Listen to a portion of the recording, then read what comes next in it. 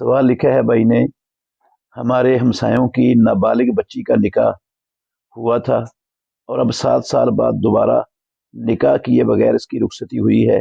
क्या ये निकाह दुरुस्त है? जी बिल्कुल, ये निकाह दुरुस्त है, सही है। ये निकाह औलिया बाप अपनी बच्ची का निकाह बलूगत से पहले कर सकता है। हमारी माँ आयशा सिद्दीका रदी अल्लाह अन्हा का निकाह बलूगत की उम्र से पहले हुआ था। 6 साल उम्र थी जब उम्मुल मोमिनीन का रसूल मुकर्रम सल्लल्लाहु अलैहि वसल्लम से निकाह हुआ।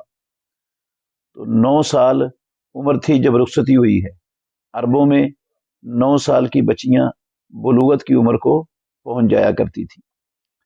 तो ये निकाह बलूगत से पहले हुआ है और उसी निकाह में आयशा सिद्दीका रदी अल्लाह अन्हा को रसूलुल्लाह सल्लल्लाहु अलैहि वसल्लम के घर छोड़ दिया गया था।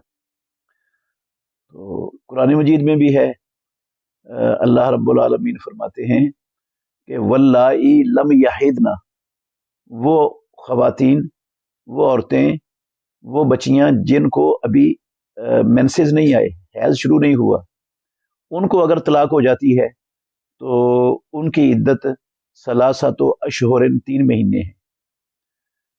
ये बलूगत से पहले निकाह हुआ है और अगर तलाक भी हो जाए तो तलाक तो होता ही निकाह के बाद है। इसका मतलब है ये कुरान मजीद से साबित हो गया है कि बलूगत से पहले बच्ची का निकाह हो सकता है। और अगर बलूगत के बाद बच्ची को वो निकाह पसंद है तो वो जा सकती है, पसंद नहीं है तो उस निकाह को फसख करवाना ये बच्ची को शरीयत ने हक दिया है, वो फसख भी करवा सकती है अगर पसंद ना हो। जहाँ उसके वालिदैन ने, घर वालों ने, औलिया ने बचपन में उसकी शादी कर दी थी।